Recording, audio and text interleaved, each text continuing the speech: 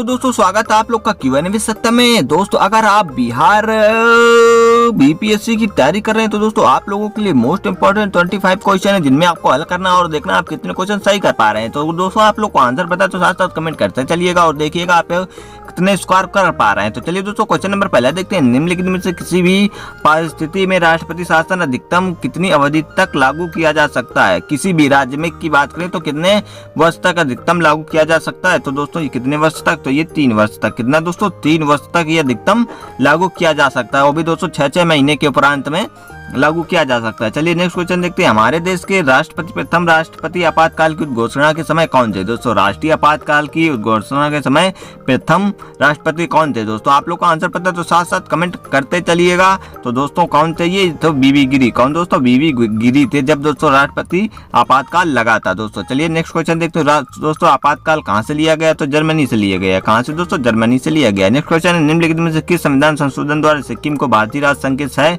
राज्यों का दर्जा दिया गया था। तो किस संविधान संशोधन के तहत, तो ये दिया गया था दोस्तों 35वें संविधान संशोधन के, दोस्तों 35वें संविधान संशोधन के तहत दिया गया था। चलिए नेक्स्ट क्वेश्चन देखते हैं। भारत में प्रथम संवैधानिक संशोधन हुआ था, वह किससे संबंधित है। वो किससे हुआ था दोस्तों, कब दोस्तों हुआ था प्रथम संविधान संशोधन। तो दोस्तों ये कब हुआ था, ये हुआ था दोस्तों कृषि भूमि सुधार से कुछ राज्यों में। किससे दोस्तों, कृषि भूमि सुधार से कुछ राज्यों से हुआ था दोस्तों प्रथम संविधान संशोधन। चलिए नेक्स्ट क्वेश्चन देखते हैं।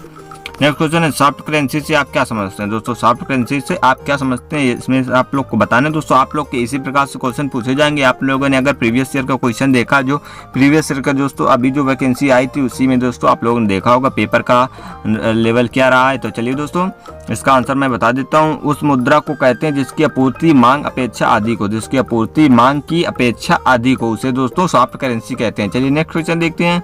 नेक्स्ट क्वेश्चन, निम्नलिखित में से बेहतर माप कौन सी है आर्थिक विकास की। तो दोस्तों बेहतर माप कौन सी है जो आर्थिक विकास की है। तो इसका आंसर कौन सा सही होगा, सकल घरेलू उत्पाद। क्या दोस्तों, जीडीपी। क्या दोस्तों, जीडीपी है जो इसका आर्थिक बेहतर माप है आर्थिक विकास की। जीडीपी का फुल फॉर्म क्या है दोस्तों, gross domestic product. Next question है, निम्नलिखित में से भारतीय रिजर्व बैंक राष्ट्रीयकरण कब हुआ था। तो राष्ट्रीयकरण कब हुआ था भारतीय रिजर्व बैंक का दोस्तों, तो ये हुआ था सन 1949 में। कब दोस्तों, 1949 में जो दोस्तों हुआ था भारतीय रिजर्व बैंक का राष्ट्रीयकरण। नेक्स्ट क्वेश्चन देखते हैं।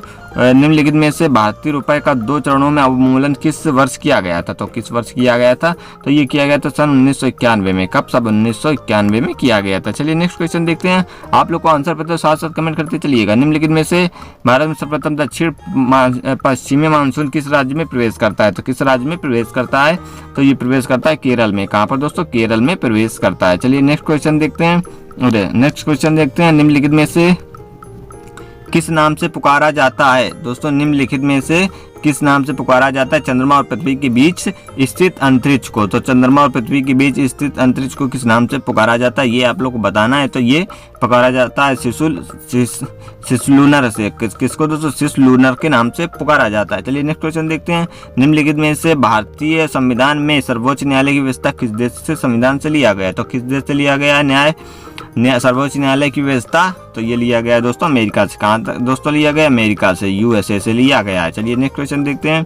आयरलैंड से दोस्तों क्या लिए गए हैं, तो नीति निर्देशक तत्व। क्या दोस्तों, नीति निर्देशक तत्व लिया गया है। आपातकाल से क्या लिया गया है दोस्तों, आपातकाल से लिया गया वित्तीय आपातकाल, जर्मनी के से क्या लिया गया, आपातकाल लिया गया। नेक्स्ट क्वेश्चन देखते हैं।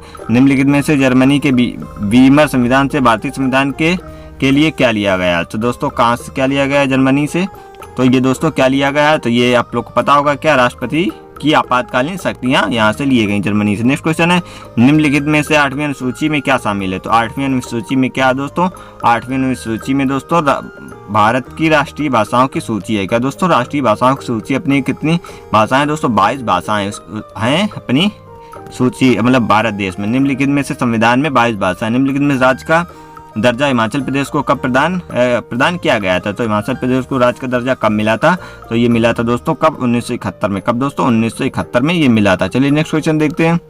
नेक्स्ट क्वेश्चन है, मौलिक अधिकार जो भारतीय संविधान में वर्णित है किस भाग में मौजूद है। तो भारतीय संविधान में जो दोस्तों मौलिक अधिकार हैं वो किस भाग में है, तो ये आप लोग को बताना है। तो किस भाग में, भाग 3 में। किसमें दोस्तों, भाग 3 में मौजूद है मौलिक अधिकार। चलिए नेक्स्ट क्वेश्चन देखते हैं। एक गहरी नागरिकता भारतीय संविधान की किस देश के संविधान से ली गई है।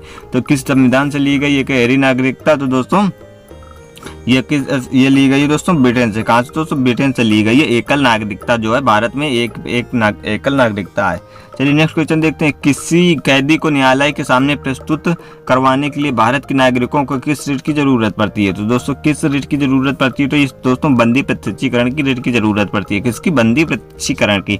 नेक्स्ट क्वेश्चन देखते हैं। राष्ट्रपति का अनुच्छेद 124 के तहत क्या अधिकार दिए गए हैं? तो 124 के तहत क्या अधिकार दिए गए हैं भारत के राष्ट्रपति को? तो क्या अधिकार दिए गए? ये दिए गए सर्वोच्च न्यायालय की नियुक्ति, सर्वोच्च न्यायालय के न्यायाधीशों की नियुक्ति। किसकी दोस्तों नियुक्ति करेगा 124 के तहत राष्ट्रपति? सर्वोच्च न्यायालय के न्यायाधीशों की नियुक्ति। दोस्तों 124 में दोस्तों सुप्रीम कोर्ट है। क्या दोस्तों? 124 में सुप्रीम कोर्ट है। चलिए नेक्स्ट क्वेश्चन देखते हैं।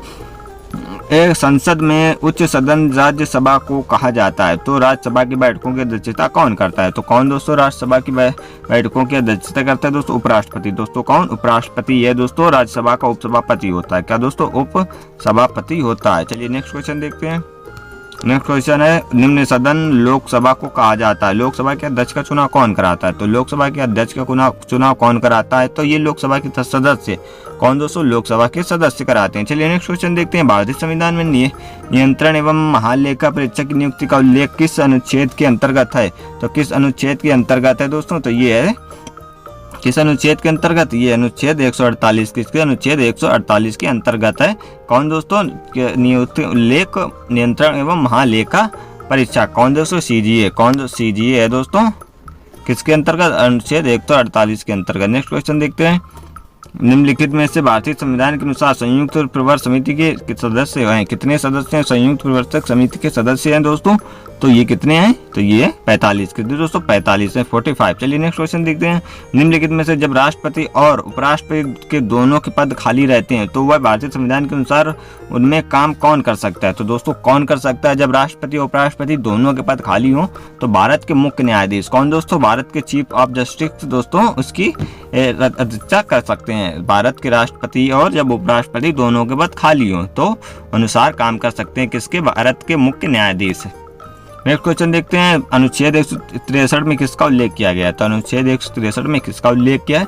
तो 163 में बात करें तो मुख्यमंत्री की नियुक्ति है। किसकी दोस्तों? मुख्यमंत्री की नियुक्ति है 163 के अनुच्छेद आर्टिकल 163 में। चलिए नेक्स्ट क्वेश्चन देखते हैं। नेक्स्ट क्वेश्चन है। निम्नलिखित में से विकल्पों में से प्रमुख कार्य क्या है संघ लोक सेवा आयोग का? तो संघ लोक सेवा आयोग का क्या प्रमुख कार्य है? यूपीएससी का दोस्तों प्रमुख कार्य क्या है? तो ये किसका प्रमुख कार्य क्या है? तो इसका प्रमुख कार्य है भर्ती करना। क्या दोस्तों? भर्ती कराना। क्या दोस्तों? इसका प्रमुख कार्य भर्ती कराना। दोस्तों ये आज का लास्ट क्वेश्चन था दोस्तों। 200 कितने दोस्तों 25 क्वेश्चन टोटल हो चुके हैं। आपने 25 क्वेश्चन में कितने सही किए? तो आप लोग को इसको जरूर कमेंट करना है कितने क्वेश्चन आप लोग सही कर पा रहे हैं। तो चलिए दोस्तों वीडियो पसंद आए तो वीडियो को लाइक कर दें और मिलते हैं नेक्स्ट वीडियो में। जय हिंद, वंदे मातरम।